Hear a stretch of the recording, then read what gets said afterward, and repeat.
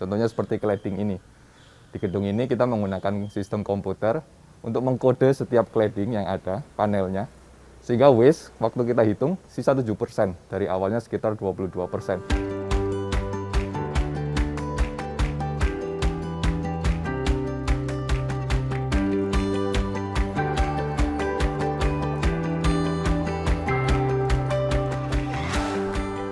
Halo, kembali lagi bersama Gunadi di acara Takolab.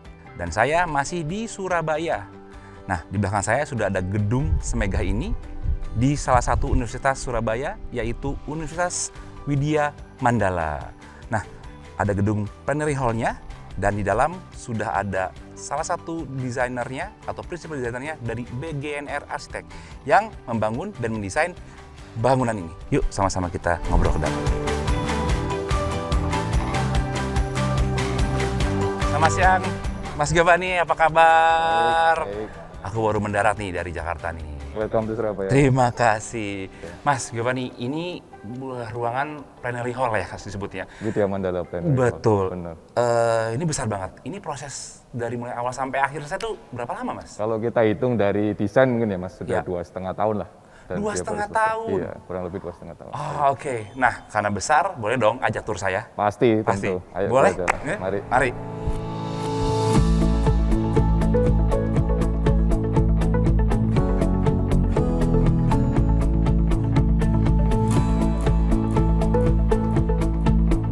Oh, jadi ini ballroom-nya ya, Mas? Ya, jadi kita udah di gedung utamanya nih. Oh, ballroom gedung utama. utamanya. Iya. Ini universitas punya gedung seperti ini, gimana Benar. ceritanya, Mas? Jadi awalnya universitas butuh tempat untuk wisuda, 2000 orang plus. Setelah diskusi dengan kita pikir lebih baik juga bisa dipakai untuk hal-hal lain di luar masa wisuda. Jadi kita bisa bentuk satu ballroom auditorium untuk disewakan, untuk dipakai wedding, acara lain-lain dan sebagainya. Jadi ada sisi komersialnya juga di sini berarti. Jadi ada komersialnya juga, Oke. benar. Ini kan yang desain berarti kan dari BGNR Arsitek. Benar. Betul, sebagai desain prinsipalnya. Ini background awalnya terbentuknya itu gimana sih, Mas? Jadi BGNR seperti namanya adalah Pak Benny Gunawan, ayah saya, dan rekan dengan partnersnya. Sekarang kita masuk ke generasi kedua, sudah sekitar 30 tahun kita di Surabaya. Jadi sekitar 5 tahun terakhir kita juga mulai punya divisi baru, divisi residensial namanya Kantor Gunawan-Gunawan. Dan sekarang kita mengerjakan proyek di Surabaya, Jakarta, dan beberapa kota lain di Indonesia. Udah 30 tahun. Sudah 30 tahun lebih. Udah senior Ya, berarti sih. sudah cukup senior lah kalau di Surabaya. Oke. Iya. Ini kayaknya masih banyak ruangan yang kita harus tour lagi. Benar. Kita ke ruangan lain selanjutnya lagi, Mas Mari, ya. Mas, ya. Oke. Yuk, Mas.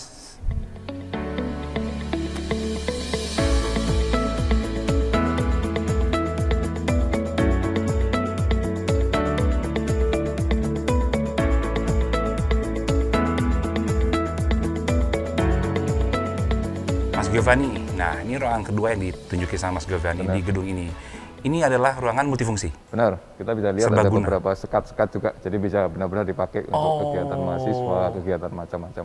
Oh, keluar dari dinding, langsung Benar, sekat. kita tutup, buka. I see. Nah, ini kan salah satu dari proyeknya dari BGNR Arsitek ya. Benar. Proyek-proyek apa aja sih sampai saat ini BGNR Arsitek yang telah lakukan, yang top of mind-nya di Mas Giovanni? Ya, BGN Architects ini khusus commercial project ya Mas, jadi kita kerjain proyek secara komersil, hotel, kita kerjain juga mall, dalam bentuk arsitektur maupun interior. Kebetulan seperti gedung ini, Widya Mandala Plenary Hall, yang tahun lalu masuk nominasi Arts Daily Building of the Year. Oke. Salah satu yang kita kerjakan secara komplit. Kita juga selesai mengerjakan gedung R&D untuk cat, brand cat Avian di Oke. Sidoarjo, salah satu R&D terbesar di Asia Tenggara yang sudah kita selesaikan. Selain itu kita juga banyak kerja hotel, resort area seperti Serling Uluwatu, Hotel Hari Seminyak, kita sudah selesaikan, dan juga gedung-gedung perkuliahan, terutama gedung sekolah maupun kuliah universitas seperti Widya Mandala ini satu-satunya. Ada STI Perbanas, ada beberapa gedung lain yang kita sudah selesaikan di sekitar Surabaya, Jawa Timur ini. Oke, kalau secara persentase komersial pasti memakan yang terbanyak ya? Ya, Kira-kira berapa? cukup banyak. Berapa persen lah untuk proyek-proyek komersial di Rata-rata kalau komersial mungkin di tempat kami sekitar 60%-nya ya. 60%-nya, Ya, sisanya sisanya tadi. ada hospitality, ada lain-lain. Baik, makasih Mas. Kita lanjut lagi ke bawah ya. Siap. Ini banyak ruangan nih yang kita bisa explore ya. Ya.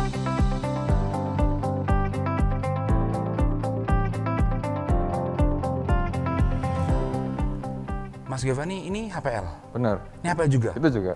Ini HPL. HPL juga. HPL Taco kan? HPL Taco. HPL Taco, ini juga HPL. Dan di kolom yang tadi di awal juga saya lihat itu ada HPL Taco. Ya, yang warna silver tuh abu-abu. Kak. Benar. Ya, Nah, saya ingin nanya sejauh mana sih produk-produk Taco itu membantu dalam proyek-proyeknya BGNR Arsitek atau Mas Giovanni sendiri?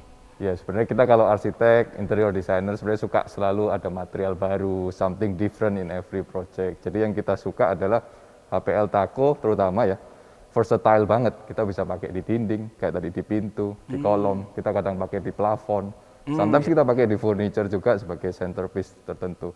Bahkan sekarang kita nggak pakai HPL sebagai pengganti wood texture aja. Seperti tadi contohnya, warna aluminium kita bisa pakai, nanti warna putih, warna lain kita bisa pakai, segala macam. Dan yang kedua, mungkin karena kita kerja project, komersial, semua yang dibutuhkan speed, termasuk speed of construction. Jadi kalau kita pilih atau specify Taco, sebenarnya kita ada ease of mind, karena proyek ini bisa berjalan sesuai jadwal pastinya. Kita nggak perlu inden, kita nggak perlu cari alternatif lain, karena semua rata-rata sudah ada. Gitu. Ready stock maksudnya ya? Ready stocknya sudah ada, benar. Oke. Jadi itu yang sangat membantu kita juga. Thank you Mas, berarti semoga panjang nih lagi lanjutnya kan? Taco. Amin, pasti. Saya mau lihat kolom, boleh? Boleh Bawah? yuk, kita sambil lihat gitu.